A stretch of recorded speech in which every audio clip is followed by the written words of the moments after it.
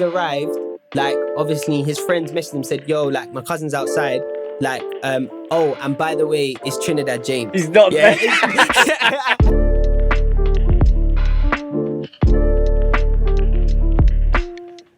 Hey guys, welcome back to the Mixed Opinions podcast. I'm your host, MixedByJocelin, and we've got a wicked episode for you today. But before we get into that, a big shout out to Audio Movers for sponsoring this. They're giving you guys 1 month free of their plugin, Listen To. All you have to do, hit the link below and use code MixedOpinions at checkout, and you'll get 1 month free of their plugin, Listen To. Shout out to those guys. But today, we've got a UK top producer on. He's worked with the likes of Central C, Dizzy Rascal, Trinidad James, KOKE, and the list goes on. We've got Young Soul on the podcast. What's going on, bro? What you saying, my bro? Thank you for having me on today. Appreciate it. All good, all good. But let's get straight into it. So, for those that don't know you, I'd love to get a little bit, because I mean, I'm only just getting to know you myself. As I was saying, we only met and spoke for the first time last week because we're working on a project together. Yeah. But I'd love for you to tell us a little bit about how you got into the industry and how you've landed yourself in the production world that you're in today. Yeah, cool. So I've been doing it for about 14 years. I'm 27, so I started when I was about 13, 14. Oh, young. Yeah, man. And I started off as an artist. And then I was going to studios and getting beats off YouTube. Well, not YouTube at that time. It was getting beats of stuff like random producers and stuff. And then, I just wasn't really people weren't putting in the effort that I wanted. So I just started recording myself and started making my own beats. And then I would say probably about 5-6 years ago, I kind of just left the artist thing for a little bit. I've just parked it off and I'm just focusing on production. And I'll be honest, I've been enjoying it a lot more.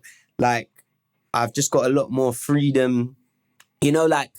As a producer, you don't really have to stay in one lane. Yeah. And same as a mix engineer as well, you don't have to stay in one lane. You can mix whatever kind of sound you want. So, but I feel like as an artist, you're a little bit restricted. I guess when it comes to releasing music, I think creating music is cool. You can create whatever kind of music you want. But when it comes to releasing, you got to kind of stay in a certain lane. Yeah, you can be typecast very easily. Once you release that first project and people love you for that, it's hard to sort of break away from that. Yeah, exactly. So yeah, that's how I really got into the production world. And that's where I'm at today. That's awesome. So tell us a little bit about you as an artist. Were you a singer, rapper? What kind of stuff were you working on? Yeah, so I started off rapping, just on grime and that pain rap as well. And then I progressed into singing. I wouldn't say I'm a singer, but I can, I know my way around the notes and stuff. And then I was doing the auto-tune thing, and now every now and again I'll sing hooks and that. I've got a few records coming that I'm gonna be on the hooks on. But yeah, over the last 5-6 years, I kind of left it alone. I always enjoyed writing, but I just kind of had a little bit of a roadblock with it. Didn't really know what to write about, so I decided to just go and experience life for a little bit and then kind of come back to it. And I think in the position I'm in now with the artists that I get in the studio with, it's nice because I have a different kind of approach to things.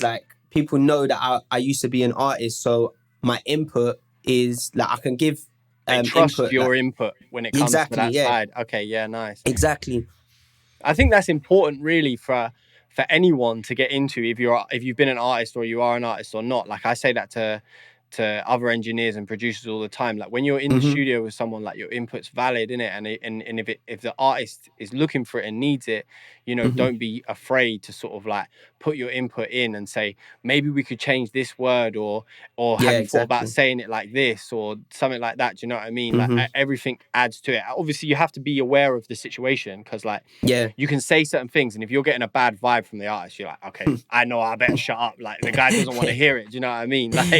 But most of the time, in my experience anyway, the input has been appreciated. Do you know what I mean? It helps bring back. And I feel that's what why people then come back to you, because you're not just a guy 100%. loading up a beat and pressing R on the keyboard. Like, you're actually Exactly. putting input in, and they feel like they're creating music with you, and then the Yeah. product's always better. You know, art isn't just like a solo thing; it's definitely a collaborative thing. So No, definitely yeah, agree with 100%. you. And obviously having those skill sets, that's what's, you know, paving your career way. Do you know what I mean? Yeah, it definitely helps, man, because it's like, I think people respect you more as well. Like when they, like you said, like they're not just coming here and you're just pressing record. Like I think people respect that more, and Yeah. and exactly what you said. I think that's the reason why people come back to me as well. You're is bringing real because they know. value to it. Do you know what I 100. mean? And it feels like you're going above and beyond, even though really you're doing your job and what everyone should be doing. Yeah, But like yeah. they feel like you're getting more out of the service. Yeah, Mhm. 100%, man. So on that note, a similar kind of vibe. Yeah. Like, tell me a bit about like your process when it comes to like making beats and working with artists and creating these records. Like, what's sort of like your go-to process? Okay, so most definitely, I love cooking up in session. Like that is like my main thing. Like obviously, it's not always the case. Like with the record that we got coming as well.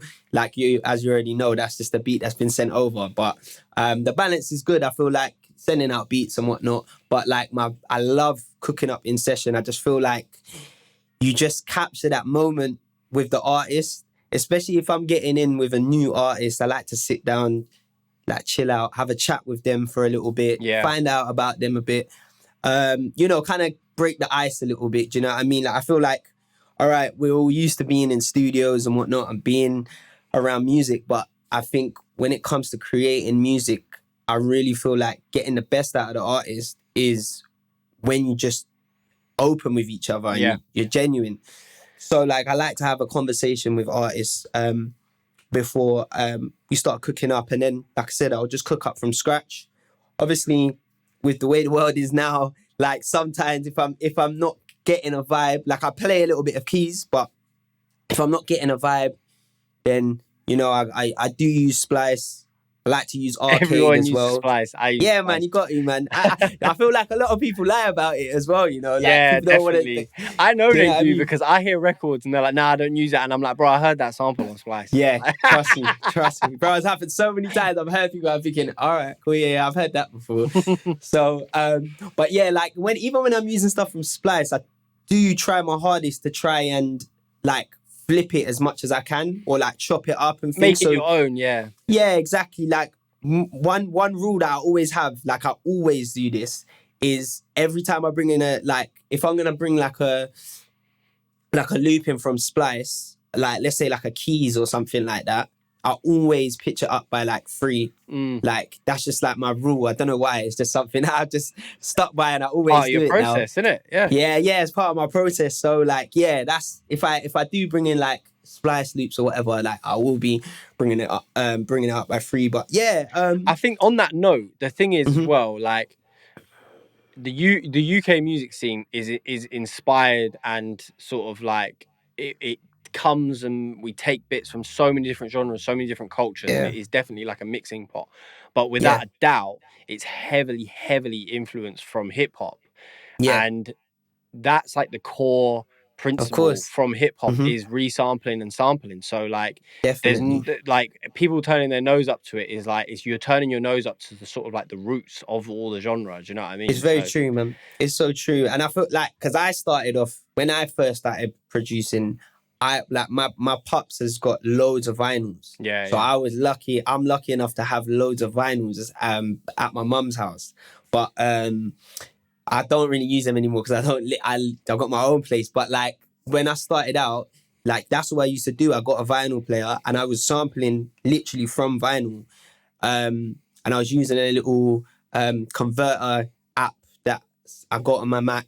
And yeah, I was just converting it, and it was so raw because you could literally feel it. Like, yeah, you could feel it. You could feel it. So like, people, you know, I've been used to that. People spend money on plugins to recreate that sound now. Yeah, you know what I mean? yeah. That's what people do because it's gone so digital. They now want that old sound. So it's like RC20 and all that. That's what everyone uses to like create that feeling now. Do you know what I mean? Trust me. Yeah, I'm a bit the same. My older brother is a big vinyl collector. He was like big into. That's how I got into it because he influenced me and he loves grime and like proper dubstep, not like this dubstep that people play today, but like.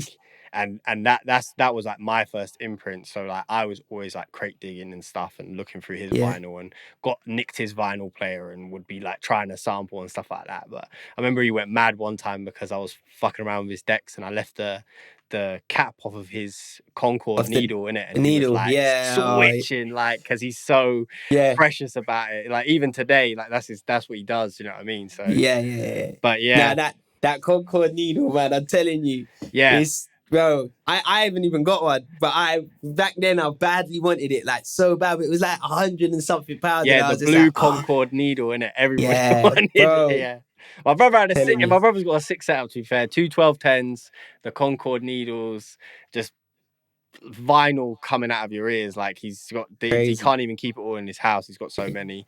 You know, his Yeah. girlfriend loves it as well. She's more into dub and stuff. But like, yeah, they That's sick, literally bro. live for it. But yeah, so that's a really cool process, and I really like the fact that you're like honest about it and like work with it, and because there's nothing, because it's about the art at the end of the day, and it's about creating. Definitely. And like, Definitely. you know, and especially I get it when you're in this session with people, like catching that vibe. You know, you sit with them, talk to them, and it's almost like counseling. Almost you're trying to get into their It head. You're is. trying to understand who they are, what kind of how they're feeling at the moment, and then you can use those little bits of information and like inject it into the music that you're trying to create from, and then that's how you can spark an emotion from. So Definitely. I always would say making in the session is key. Do you know what I mean? Like, and working with it, because you can get that extra touch that they might be looking for from these beats, but it's not quite there, but you're able to like fully bring it out. And it's even like when you say you're about hooks and stuff like that, like using that, you know, understanding, okay, I can make a hook, and like that's how they're gonna that I can draw an emotion out of the rapper, that then they're gonna write some sick verses about it. You see what I'm saying? Like, totally understand that. I done it once for Mike Righteous. I asked him not to put the hook on, but he left it on. I recorded it in my fucking kitchen, but he was Is it out? Yeah, it's out. It's called Family by Mike check Righteous. This is let me write that down now so I don't forget still. But yeah, like that. Yeah, so it does. Yeah, I totally emphasize. I get it, but it's a very cool way of doing it. I did hope that he would get someone that can properly sing to re-record it, but he said again, it's all leading down to the emotion. He was like, the emotion, and it just driven, and it connected with me, and I wanted to stay on the record. So I was like, okay, fine.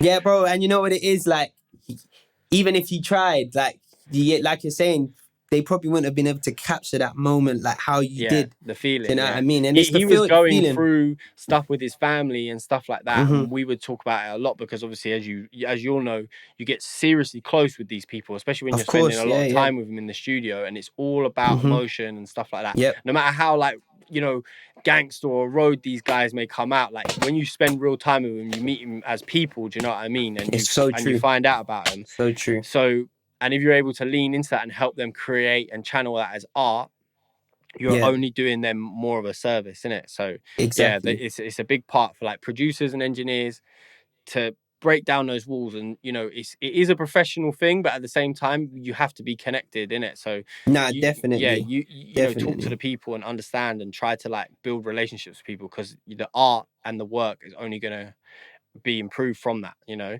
Most definitely. I feel like when you let them be vulnerable, and once they know that this is a safe space and that, and you allow them to be vulnerable and just really like, I've had artists that I wouldn't have even pictured like crying and shit, like crying whilst they're recording that, because of I've laid the space. Yeah, I've let them, because of who they are, and because I've made it such a safe space for them that they know that I'm not gonna judge them, they're not gonna judge me. Like they're able to let out their full emotion. 100%. And like you're saying, like that brings out the best in the track. You can really hear it like in the music. So I think that's the key, one of the most key things in this whole like creating music thing, man. Like you've got to be able to just let people be free and let their emotions out and let them be comfortable to do that. Do you know what I'm saying?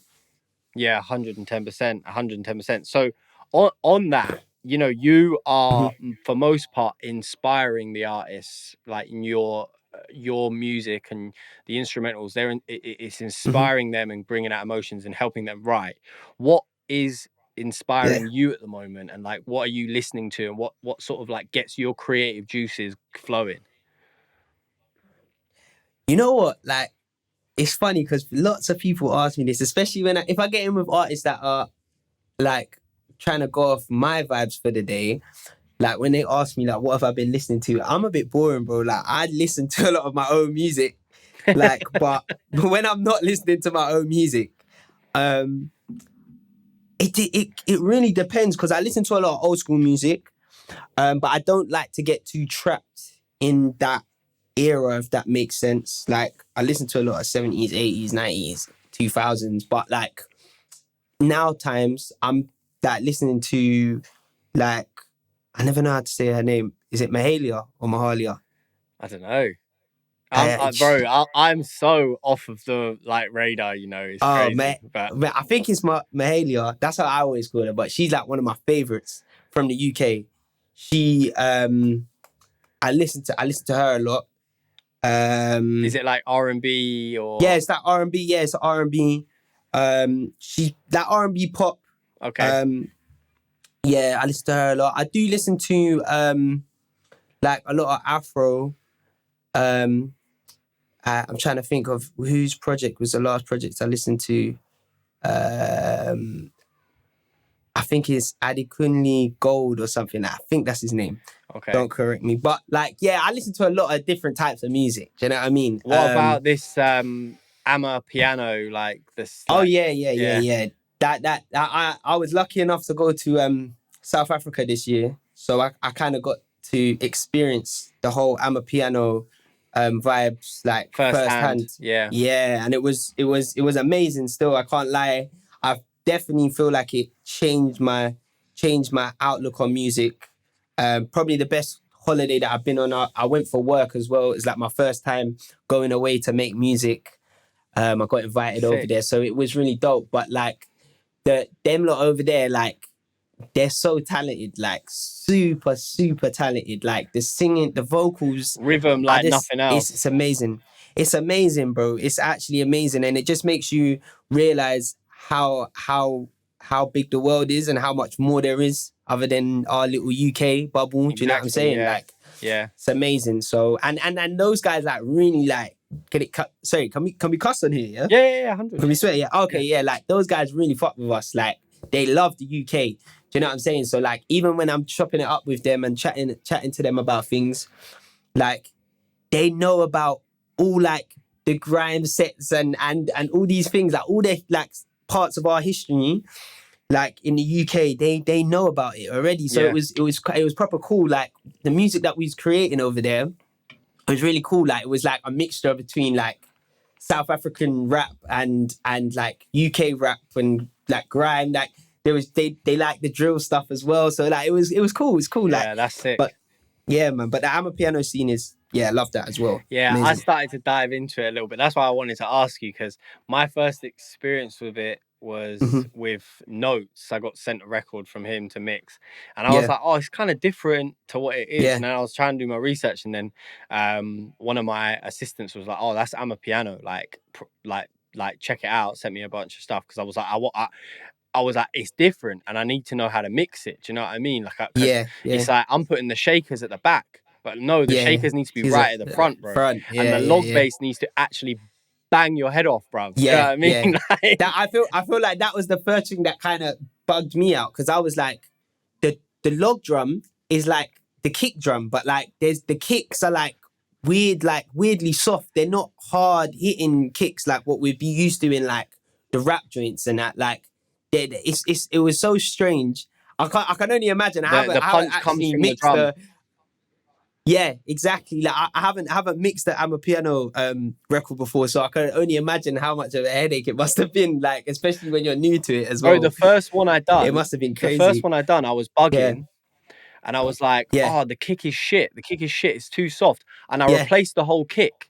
Yeah, and then the client comes back and is like, bro, like the kick's way too loud. And I'm like, oh wait, what's going on here? And then that's when I had to dive in and learn about it. And I was like, okay, I've since produced some because I got so interested in it. I was like, oh, I want to make some.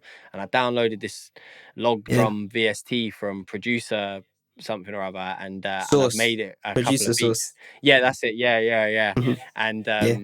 yeah, because I did another one for Notes and Toby from the Sidemen, Mhm. which is funny, but it's really cool. It's Sick, actually a sick. really cool record.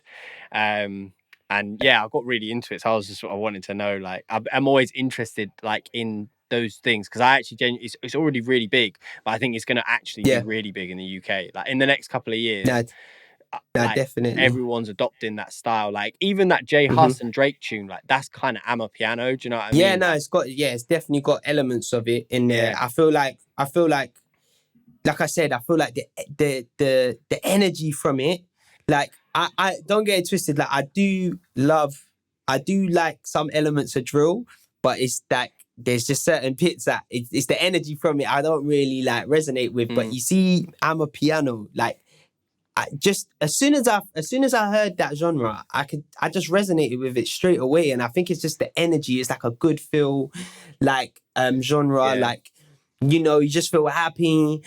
And even if you can't dance, you just start dancing, you start moving. Do you know what I mean? yeah. Like it's just there's something about it that is just so holy. And I just, yeah, man. I like you said, I And the really think it's melodies that gonna some of these take over. artists, Oh yeah, yeah, yeah, and it's the amazing. melodies that It's some of these amazing, artists are bro. putting on are crazy. Do you know what I mean? So Nah, sorry, I think there's a definitely, little bro. delay, Definitely. but Oh, is it? My bad. yeah, no, it's cool though. So off of that, I wanted to talk to you about one of your credits that you have, and Mhm. find out a little bit about the project or the tune that you did with Central C. Like like tell me a bit about it. What was the song or songs, or like how did it all come about? Cool. So this is actually gonna be the first time that I spoke about this. Because Sick. people have asked me about it in the past, but I haven't really spoken about it. But yeah,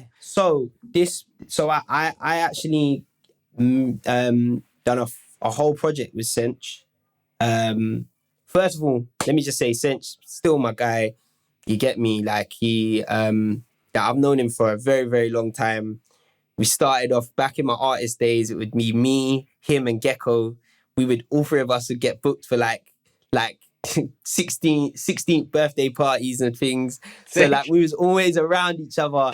Do you know what I'm saying? So like but yeah, so I've known Sench for a very, very long time. And then we reconnected in I think 2019. Um and then I said to him, yeah, like obviously I'm on the production thing now. I was like, let's get in the stew. So he was like, yeah, cool, man, let's lock in. So we locked in. These times I had my studio in my at my mum's garden. I had a shed that I converted. So yeah, he came through there and we worked on a project. And he was doing like the auto tune stuff at the time. And he was like, yeah, you know what? So like I really want to get back into the rapping. And I was like, yeah, like I want to hear you on the rapping. Yeah. Like that's what I know you for. Like so, like as even though I like the auto tune stuff was cool, I was like, that's not where you're reaching your full potential. Like let's get back to the rapping. And he was like, yeah, I've been feeling like that as well.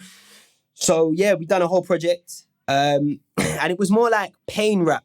It wasn't drill. It was more pain rap, and it was some really dope music. And like I said, I feel like the emotion that come out of him, like it was a real moment. So yeah, we done this whole project, and then I was actually working. This is just before lockdown, I think, or maybe during lockdown. I can't remember, but I was driving the buses at the time because my mum wasn't letting me do many sessions and that. So I was driving the London buses, and I had to go back to work the week after.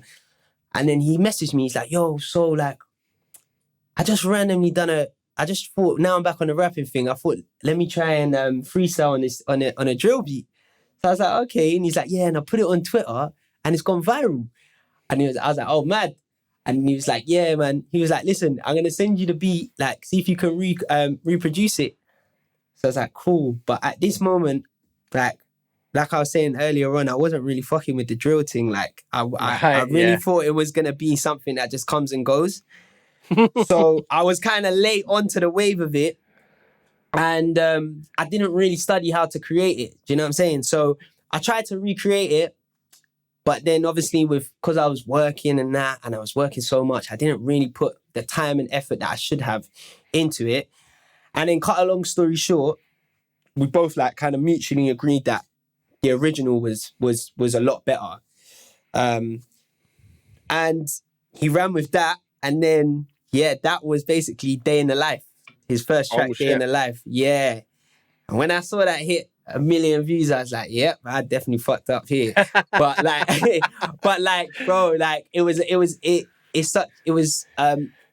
such a like bittersweet moment, because obviously for myself, I was like, damn, I missed on an opportunity. But then at the same time, I was so happy for him, because the conversations that we was having in the studio and that, like, everything that he's done to this day, he's spoken into existence, and he's planned it and he's executed it like to the T.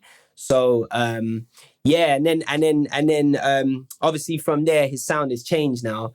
So which is kind of like the story of producers and engineers' lives, isn't it? Like when the sound changes, it's like, oh well, we'll just park that off for now, innit? So so yeah.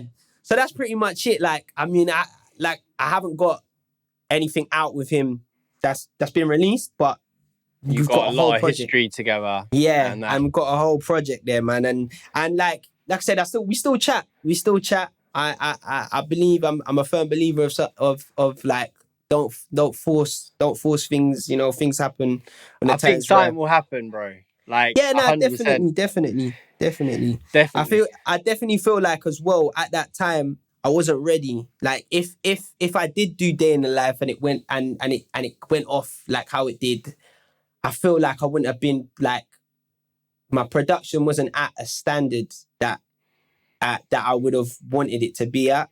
Right. And I feel like, I just wouldn't have been ready. And that could have been a bigger missed opportunity. Do you know what I'm saying? Because, you know, you only really get one chance in this thing, man. And it's like, yeah, it's just, I know like now I would be ready. Like, yeah, I was about to go. say, it's a different story now. I mean, the beat that we just done, it's a fucking crazy beat. It's hard. The drums especially, like, sick. And, you know, there's some artists on there that absolutely spazzed on it. So I can't wait for people to hear that one. Do you know what I mean? There was one artist in particular, I don't want to talk about it too much because it's not my place. But there was one artist in particular, I've been waiting to work on his verse for time. Yeah. And when it came through, I was like, let's fucking go. I'm gassed. Yeah. So nah, and you done your thing, man. I was gassed when I heard that. Like, obviously, like when I spoke to the main artist a few years ago, he'd sent me a preview of it. But obviously, like, you know how it goes with us. It's like I don't really get too gassed when I hear previews or whatever until the record's coming out. Yeah. Yeah, do you know what I'm saying? And like, bro, like even like putting like, you know, like having Central C in my bio and stuff. Like, it was only my friend that told me to do that. He's like, no, but you've recorded him as well. Like, because I used to be like, oh, I'm not putting it in there because the song's not out kind of thing. And he's like, nah, but you got to remember that's a credit for recording and for production. So like put it in there. And so like, yeah, going back to 100%. And it all just adds back to your credit, you know. Like I've got things there. Like my assistant said a similar thing to me. I'd done this pot of paper project, right? And he's one of my favorite artists. And I felt a little bit, it's a similar story really, because I was like a little bit like, man, like I really feel like I wish I had a better opportunity there. Yeah. And I was like just starting to do like proper professional mixing and taking it all seriously. And I got sort of like, it's a bit of a mad story to be fair, like if you mind me telling it. Yeah, of course. But like I got sort of like, it was like pushed on me. I don't even know if this is appropriate to say or not, but fuck it. Like basically the guys that run Mixtape Madness come to my, I won't say any names, but come to my studio, and he called me and he was like, yeah, can I get a session? I'm thinking it's a recording session. I'm living in Croydon at this point. So I'm like, yeah, cool. And I've only got a really small studio, like what you said, like a shed in the back of my garden, like it's maximum like 3 dons in there, comfy, These guys pulled up with like 6 guys, and I'm like, fucking hell. And then they're handing me all these files, all these pot of paper files, and I'm like, what the fuck's going on? And I'm like, bro, this isn't a session. Like, and he's like, oh, nah, well, like, we need you to mix this pot of paper mixtape, yeah, and I'm like, what? Like, and I'm like, well, this is a totally different pay thing. I can't do this now. One of them said, oh, do you mind if I blaze in your studio? And at the time, I was like, yeah, that's fine. And then it all individually rolled Zoots, and I was like passively high as fuck because they fucking hotboxed my studio. Yeah, they're all smoking Zoots, and I was just like, yo, I can't do this right this second, but give me the files and give me a minute. But because of the way that it was, because he was actually in jail at the time, we didn't have access to all of the files that I needed. So some of them, like the tune that I done with Scraps, was like an MP3 with Scraps' verse embedded in the MP3, and then Potter's as a separate thing. So I was like proper like one hand behind my back. And I just delivered it anyway because they needed it badly and they wanted it out. But it's like, I'm really not proud of the work that I'd done, but I'm very proud of the fact that I worked with Potter, and I would have loved to been able to do a better job for him to come out and be like, who mixed this? This is hard. And then get to do more work with him. Like, I think he works with Louis now, which is brilliant because I like, you know, I've got a lot of love for Louis and he's a brilliant guy and he's done a lot of work. So like, all the best. But like, it was one of them moments where I was a bit like, shit. And it was a total shock as well because I had no fucking clue what was going on. Do you know what I mean? Bro, and you know what? I feel like, sorry to cut you, bro. I feel like that's where like mix engineers really don't get the credit they deserve because, bro, like, I mean, I'm not like a super mix engineer like how you are, yeah? But like, bro, like, you guys really turn like dirt into gold. Do you know what I'm saying? Like, people don't understand what we have to do, bro. Like, like obviously, when we do get the nice clean vocals and it's an easy job, it's nice. But like, that's what I was gonna say. Like, I mean, the mix is only as ever good as the song can be. Do you see what I'm saying? And then the material that is delivered, right? So like, if it's like really well recorded and the beat and we have all the stems and stuff like that, then you're allowing us to do our job to the full potential. Do you see what I'm saying? Like, and we can then deliver exactly what you're looking for. Yeah. But like, obviously when things are sort of like difficult and like not everything's there that you need and things have been badly recorded or whatever, it's not even badly recorded because I don't want people to think that I'm talking about Potter's project still, but like it was like the way that things were handed over. Of course. Obviously I think if Potter was involved like firsthand, he would have made sure that it was like I got everything I needed, but you know what I mean, it was done like from a third party perspective, and it was just sort of like we need to keep music coming out from him. So they were trying to keep it going. So no one was really at fault, but it was just really annoying that the way that it came out. But you know, they were like, you know, put the credit on because you've still done work for him and you've still done the thing. Exactly, man. But exactly. Like, I've managed to do work with the majority of the artists that I've from a young age wanted to work with and delivered good work. But still, like, I was like, oh man, like I would have loved to, you know what I mean? Like, you know, have delivered something better because there's the Scraps tune on there is really popular and people love that tune, but like I was just like, oh, I wish from my perspective, bro, it's gonna come back around though. I promise you, like, trust me, man, it will come back around, man. And well, as I was saying, he works with Louis and but I wouldn't want to I don't like to stand on anyone's toes, do you know what I mean? And like work with artists that like I know that my friends or my you know, guys already have like a working relationship with, do you know what I mean? It's like Sean probably will see this, like he works with Morrison and Morrison literally lives round the corner from me, and I'm like, you know, I could shout him and be like, bro, I've got a studio here, we can get to work, do you know what I mean? But then that's me taking work away from one of my friends, do you know what I mean? So like, I just don't really, shit like that doesn't make me feel comfortable. If they approach me and they're like, cool, do you want to work? Then let's go, do you know what I mean? But I'm never going to be like out here trying to like take bread from other people's tables, do you know what I mean? So but coming off of, you know, that topic a little bit, getting a little bit more technical, what are your like 3 favorite plugins at the moment, like your go-to plugins that you're using? It can be production or mixing, you know, whatever you want, but like the ones that are like pretty much on every project. All right, cool. So I'll give you 3 production ones and 3 mixing ones, if that's Please. Cool. Yeah. All right, cool. So production wise, most definitely, I just recently got Machine by Native Instruments. That's super changed my drum game like crazy. Like the sound that you just get out of it. I think the quality of the drums, like it actually, because I work in Logic, so like Logic, I think it like the quality is just not as great It's as the engine. It's the engine, yeah, exactly. So, but for some reason, like Machine, like just brings. I've just noticed that the same drum samples that I was using previously, going through Machine, it's a different kind of sound. Like it's mad. So that's definitely one of them. Second one, I'm gonna have to say Arcade, and it's only because, like, I just love it for like them just little sprinkles here and there. Like obviously the bait thing out of Arcade to use is Hooked, which is the vocal chopped things.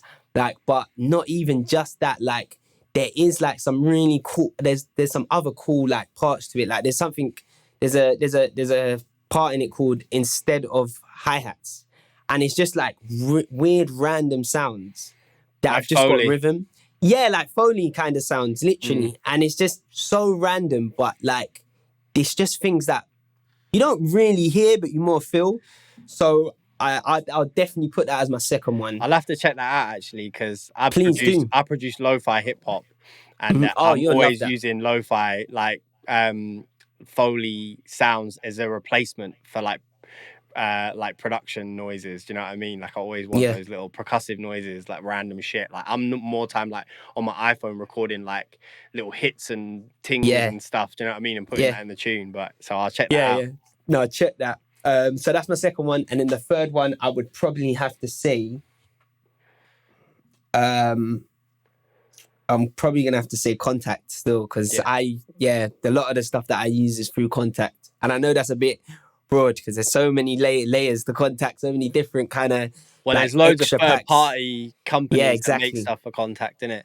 Yeah. I use that Exhale quite a lot from Contact. I haven't used that, you know. I haven't used that. It's quite good. The presets are very bait now. Like you'll jump on the presets and you'll be like, I've heard this on the song. I've heard this on the song.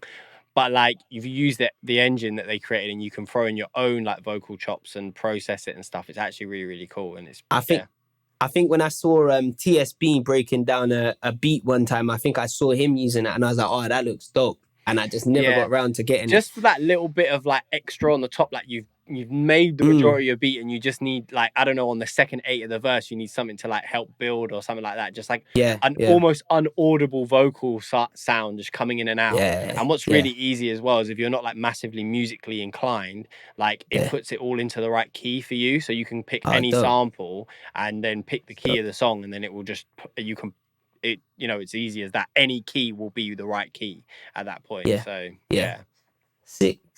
All right, and let me do my 3 mixing ones quickly. So I say Fab Filter Q3, definitely. That's my guy. That is my guy. That's the top on everyone's. That is my guy. And then what else?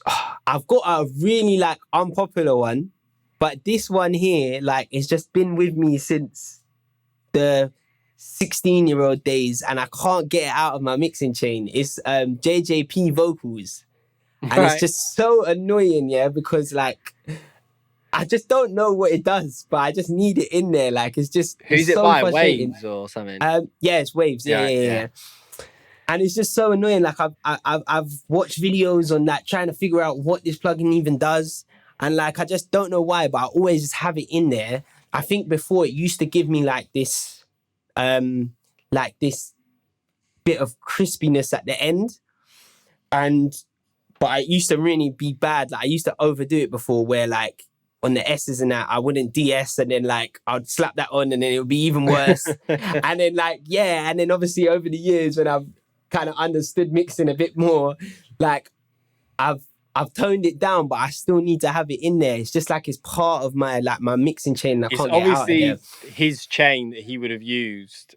Yeah. And then they've it's probably a combination of like a preamp, EQ, and maybe a bit of compression. That's normally what those like vocal plugins are. Is like a combination of all three. And it's like probably what it is like a Neve or an SSL preamp with like Yeah. a high shelf. That's where you're getting all those S's and crispiness from. Do you know what I mean? Yeah. But Yeah. like a lot of them, why they're good is they're good because you get an instant vibe out of it, but you don't Mm-hmm. get as much control Mm-hmm. sometimes. Do you know what I mean? So like then it is difficult to then like you need to pull up your Pro Q3 and get your dynamic fucking Yeah. Q on there, Yeah. DS I in it love or that. whatever. I But love that. That's my favorite part. Like, yeah, that Q3. I'm telling you, because when I had the Q2 before, and then my close friend, like he's more like a mentor to me, Many. He was like to me, "What? You haven't got the Q3 yet?" And I was like, "Nah, bro. What's that?" And he's like, "Bro, just yeah, get it, just get it." And then he's like, "I'm like, nah, but I like the Q2." He's like, "Bro, just get it." yeah, As soon yeah. as I got it, I was like, "Oh yeah, this It is a does game so changer." much. Like Yeah. it almost lands on every single one of my tracks, like Yeah. all the individual tracks, like the stems, especially like on my instrumentals. If, Mm-hmm. espe- if I get a 2-track and I don't get stems, I'm pissed off. Yeah, like because I always want the stems. Yeah, Yeah. but some producers are like, oh no, but I like my mix. I'm like, bruv, like I'm a mix Yeah. No. engineer, like it's my job.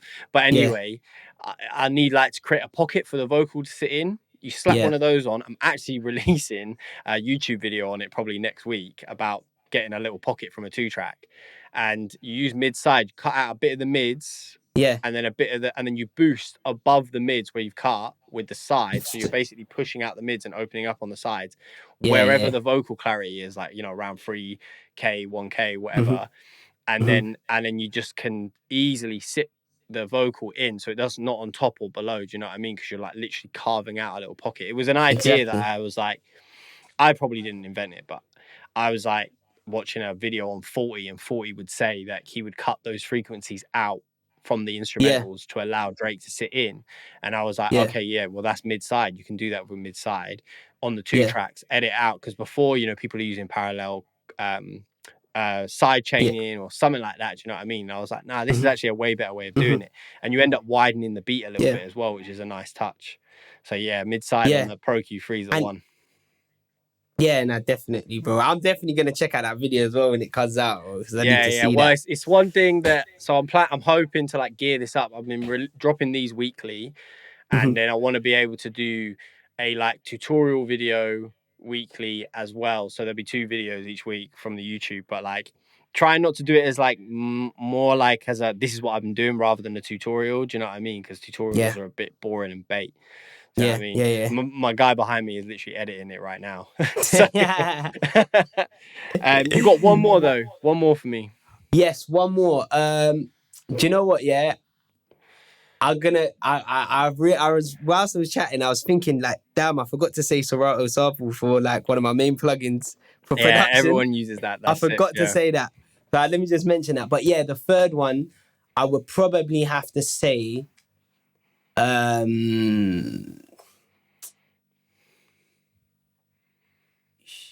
God's Particle. Oh, is it? Yeah, I love it. I Yeah. love it. I love it. I love it. For my beats and that, like, it's just Jason I Joshua. yeah, man. It's just like I can't lie. That's another one that's kind of just giving me that little extra. So what are you putting it on your master chain? Yeah, I am. I am. For my Do you beats. mix into it? Do you put it Yeah, on yeah, whilst you mix and mix yeah, yeah, into it? Yeah. yeah, yeah, That's how Jason that's how he uses it. yeah. Mm-hmm. I was lucky enough. I actually got to go to. It was sick. Next time, I'll make sure I message you because Yeah. these things are so hard. Mix with the masters. Oh yeah, yeah, yeah, yeah. Yeah, they do like obviously the seminars, right? And he did one at Abbey Road. It was fucking lit. It Mad. was lit. So we were all at Abbey Road, and he did like a whole day seminar where he was breaking down his mix chain. Like he even did the Stormzy and Ed Sheeran record. Like he broke it down and Oh, like dope. played it all out. It was hard. And he was Dope. saying how he showed us his whole process of how he uses it and mixes into it. Yeah, So yeah. most of the time the mixes that are coming out are his masters as well, and it's just the God particle that he's using on Yeah, it.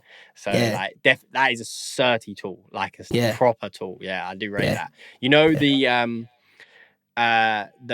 The mix knob on it, and it's set to 50%. Yeah, That's set to 100%. Sorry, and it can go yeah, all the yeah. way to 200%. That 100% is actually 50%. Yeah, So I've read something like when it's when you open it up, the preset is his preset. Is that right? Yeah, it's his Yeah. preset, but it's blended between. It's only half of it, so it's like, you know, like wet and dry Yeah, yeah. mix. So it would be like 50% wet, and 200% is 100% wet. So you're still getting Okay. elements of your mix coming in, and it Yeah. was like Okay. a Okay. trick that he did, like to sort of like, so people didn't think that you needed to put like 100% or whatever. Yeah, it's Right. quite Right. interesting that Right. he's done it. Yeah. Yeah. Yeah. The new one's coming out soon, actually, Oh, and is it? yeah. So you're basically using his curve, like his ear curve, like how he would master or a record. Yeah. But he's releasing all of these like CEE engineers, and he's putting their curves on there. So you'll be able to get like MixedByJocelin's curve on there, Ah, that's Manny's curve crazy. on there, you know, maybe Bands or something like that. Do you know what I mean? All of these That's guys. So dope. yeah, the next one's gonna be even better. That's Like, dope. Still, yeah. that So is if you're dope. like mixing like a Young Thug kind of record or something, you Yeah, just you pull up know. Bands' cue, like, and you're Exactly. sick, like you're off. Yeah. But Yeah. yeah, Yeah. Yeah. it's almost a cheat code. Yeah, it is a cheat code. It Yeah. is. It is. Yeah. That's dope, though. That is dope. Going I'll be back looking out for that. to a bit of your credit list, I saw that you had. Well, there's two that I wanted to say, because I didn't even clock one of them at first, because it seems like, I'll ask it first because it just seemed like it's a bit of a reach. Like, it just like, I don't know where the connections come from, but Trinidad James, like, I knew he was gonna say where's that come from? That was so funny. That was this year, so that was actually in South Africa. Sick. Yeah, like it was so random. Like my guy is just super plugged in over there. Like he's from the UK, but like he spends most of his time out there. And he brought me over there. And then one of his friends hit him up and said, "Yo, my cousin's in town, like in Johannesburg. Can you just show him around?" He's like, "Yeah, cool, but I'm doing a camp at the moment. So just tell him to come link us at the yard, and then we'll take him out in the evening." So he's like, yeah, cool, no worries, bro. Like the guys pulled up, and like we just see like he's just looking like some superstar, yeah. But he had like my friend didn't have no idea who he was. Then like literally as he's arrived, like obviously his friends messaged him, said, "Yo, like my cousin's outside. Like, oh, and by the way, it's Trinidad James." He's not yeah. So then my guy who set up the camp is like, "Guys, Trinidad James is here. This is so random. We gotta get him on a song tonight." Yeah. So we're gonna go to the club. We're gonna hit the club, and then we're coming back. We get him on a record. So I was just like, cool, whatever. So we've gone to the club, had the time of our life. It was so funny. With Trinidad James, you know. With Trinidad James. Gold. Bro, literally, it was so random. Like, it was so random. And then, yeah, we hit the club. Like, we came back. And it was such a, like, bando kind of, like, recording. Like, just had the SM7 there. He's just walking around. There's, like, girls all in the background. We're in some big, like, Airbnb. Like, I'm just laptop on a coffee table, like but loads of background noise, and I'm just trying to record him. And I've just played like the first beat I played. He was like, "Yeah, I want that," and it was a reggae beat. I don't know why. I just decided to play a reggae beat that I'd made, and yeah. And then, anyways, I ended up spending so much time with him because I ended up extending my flight whilst I was out there, and I got to stay with him. And he was staying in Black Coffee's penthouse. So, bro, it was so random. Like, yeah, so I stayed in like the penthouse with him. Like, we ended up cutting like 3 or 4 records. And then, yeah, he even took me with him. He went on Nelson Mandela's house, the tour of it. Like, took me with him there. Like, yeah, it was crazy. It was such a random but a great time. That's why I was saying that South Africa trip was like something that I'm gonna hold for the rest of my life, because it was just so crazy. But sounds like a movie, how that bro. came about. It was. That's so sick. Yeah, I remember like when that first one came out, I was like, gold all in my chain. Like that was like fucking so sick. I was like, this guy's crazy. And now I watch him on that trainer show all the time, like on YouTube. Yeah, and he's so jokes. That's why he was over there as well. That there was, I think, initially he was over there because they was opening up a trainer store or a sneaker store, what do they call it? And yeah, that's why he came over. And then he ended up shooting a video and then linking us, and then like, yeah. So Yeah, but yeah, now he's proper cool, man, and he's Hopefully we're gonna get a record from Nah, it. yeah, definitely. I still chat, like we chat all the time, and especially with his brother as well. His brother's proper cool. Shout out Solomon. Like we talk all the time. Like he's even talking about trying to get me to go to LA and that. And I'm just like, yeah, I'm ready, but like I just need to make sure the money's right before I go there. I don't want to get caught. I've heard so many stories about people going LA and then they're being broke and shit. Like, yeah, I want to LA's be an comfortable expensive over there. place. I'm quite lucky. Yeah. I've got a brother that lives out in the hills there, so Sick. it's quite nice for me. I might be going back out in January with Sean D, Dope. because they do a big engineering music thing out there called Yeah. NAM. I don't know if you've heard of it, but like, No, I haven't, yeah, so. to be fair, Mhm. for the lane that you're in, Yeah. if there was a time to go, it would be over NAM when NAM's there, because everybody is there. Like all the industry Okay. guys are there. Do you know what I mean? Like Sick. when I was there last year, I met Mhm. everyone, like Soundwave, Kendrick's guy, like all Yeah. of the engineers. Mixed by Ali, Yeah. he gave me a tour around his studio. He owns the old he owns the studio where Pac and Snoop Dogg and everyone used to record all their records. So I got a tour around there, Mad. and everyone it's like what you're saying. Everyone's so connected and friendly, and you just Yeah. end up in these sick situations. So 100% go out there, man. Like it's the one. No, But definitely. the other one that I wanted to talk on quickly Mhm. was, and that was such a cool story. I'm so glad I asked you now. I'm glad you asked me as well, Yeah. because I've been dying to tell that story, bro. That's a sick story, man. That's sick. But the other one was a very dear to my heart and dear to the whole UK is Dizzy Rascal. How did that Yeah. one come out? So that one, it's another one. Like it's so frustrating because a lot of my credits are like songs that I've just not out yet. Like, and it's so frustrating. But like, with the Dizzy one, like that one was just so super random. Like I used to work closely with my guy, Preds UK, and Dizzy just randomly hit him up, and then and we had this record that was like a proper like pop record. So he went to his crib and showed him this track, and then he was like, "Yeah, dope, I love this. I want to record it." So yeah, those guys, I didn't go, but those guys went to Dizzy's crib and they recorded it, and it was like a proper like pop song, and I was excited for it. But I'll be honest, I'll be completely honest, I didn't really resonate with what Dizzy done on it at first. But I understood it later on. Like I was like, oh, I don't know. Like I was, like Dizzy. I was just like, yo, I want like just typical Dizzy in it. But then You he want came Boy like in the super. Corner. Yeah, I did, and he came like proper like poppy on it. Do you know what I mean? Like Yeah. he came on that dance with me kind of vibe. Do you know what I'm saying? Oh, and okay. but I understood it after, and when I heard it, when I sat with it a little bit, I was like, no, this is dope. But it's another one like that's just To be sat there in the fair, vault. Do you if know what it I'm comes saying? out, and Yeah. if it comes out, the bank account's gonna want that one.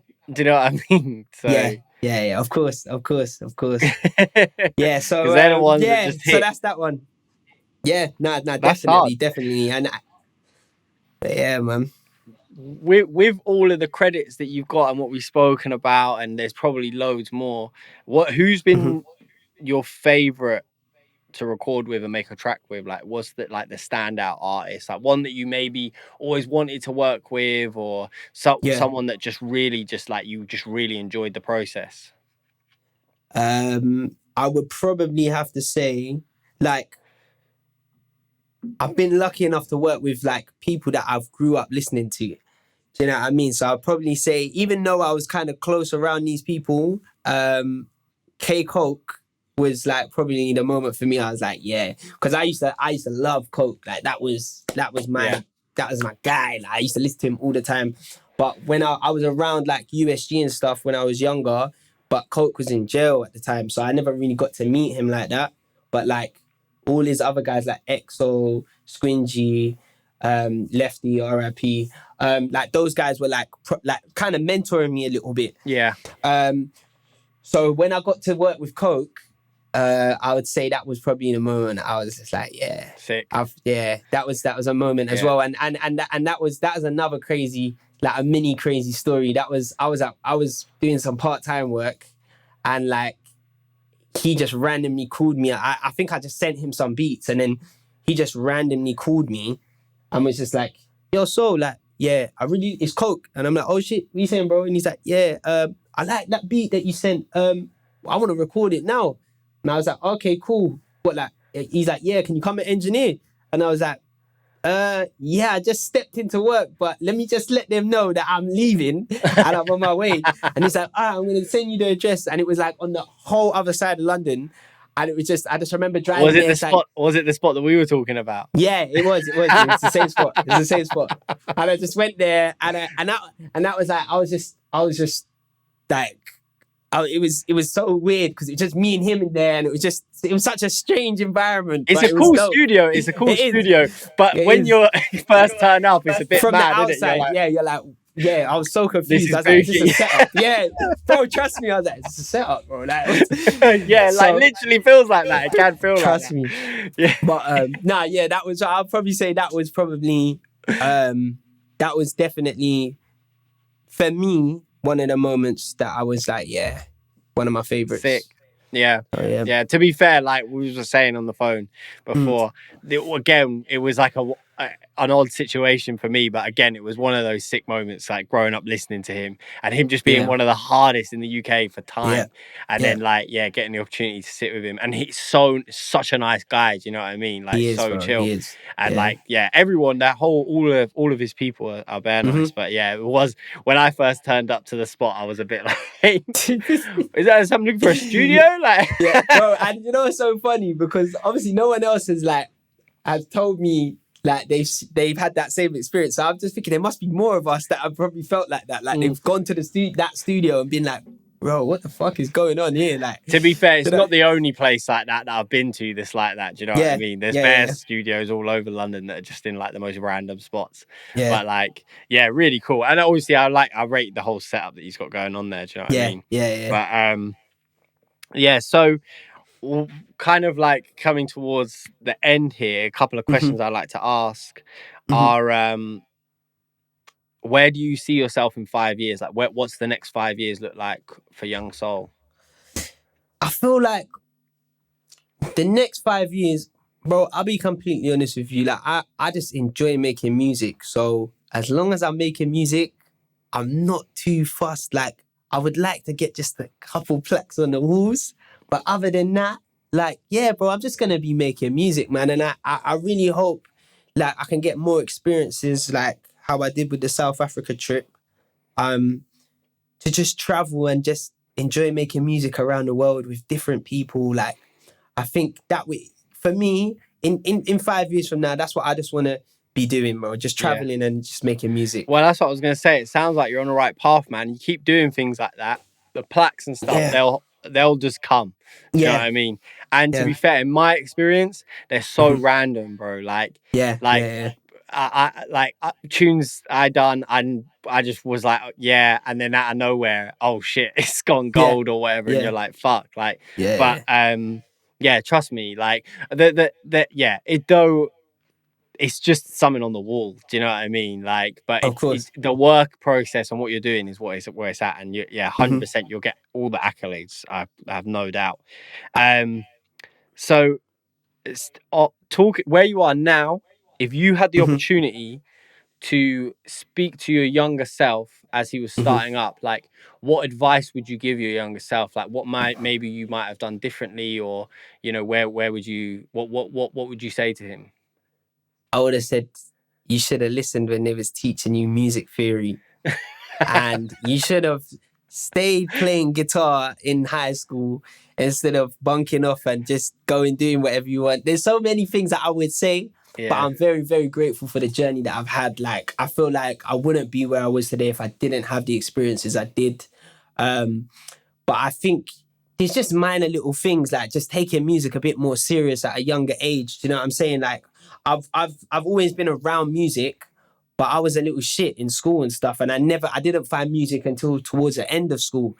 And I feel like if I had just focused on that a little bit more, then I think I would have been a little bit more knowledgeable on like the keys and the guitars and You know, just that for me, it's more like instruments, picking up instruments and things like that. Like now, It's never too late though. No, of Never course, too late. like, bro, right now the webcam is leaning on my saxophone case from the saxophone that I bought in lockdown that I promised everyone on Instagram that I was going to learn, and I did try. And then the smoking is I gotta stop smoking. That's what it is. It's the smoking. It's so difficult to learn. Like I can put you in touch with someone. My old assistant is the nuts at saxophone. He played. Is it? If you listen to the record, the Notes and Toby record, the Amapiano one that I was talking about, at the end he does this crazy sax solo. That's him. Have a lesson, but he teaches piano and sax. Like, I could put you in contact, and maybe he can give you some lessons. But he is like, I'm not even just saying it. Like, he is crazy on the sax. Yeah. So please do, bro, because I can't lie. Sax is like, other than guitar, that is like my favorite instrument. I feel like the feeling that comes from that instrument is just you can put sax on any beat and it automatically times 10s the beat, like 100%. 100%. It's just such a sick instrument, and like I don't even think it's used as much as it should be, especially in like our lane of music. Do you know what I mean? But like, it's hard, and it just makes it feel like, oh shit, this guy's made a proper tune. Do you know what I mean? When there's sax on it, like, you know what, like, I know we're rounding it up, but I think the reason why is that we don't hear sax as much in our like genre of music is because I just think like people are just too, like, they're not on using real instruments and stuff, like, you know, getting live instruments recorded in and things like that. I feel like that's not being utilized enough in our genre. But I think it's just because of how to do it. Do you know what I mean? And like the process, knowing people and stuff like that. That's why it's so important to go to camps and link up and chat to people and build relationships with people, because the music can just end up being like elevated so much. Do you know what I mean? Yeah.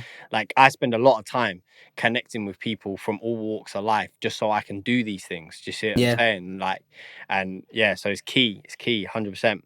But the last question I'll ask you is to all of like the young, or they don't have to be young, but producers that are kind of like coming in and just starting off, just starting making beats and stuff like that, and they have aspirations and dreams of making records and working with the kind of artists that you're working with. Like, what advice would you give them? Okay, so first of all, I'll say there is no ceiling. Wait, can you hear me? I feel like it cut out. Can you hear me, bro? Oh, it's cut out. Can you hear me, bro? Oh, you cut out. You're back now. Sorry about that. No, that's cool. No worries. Do you want to repeat the question, or should I just go?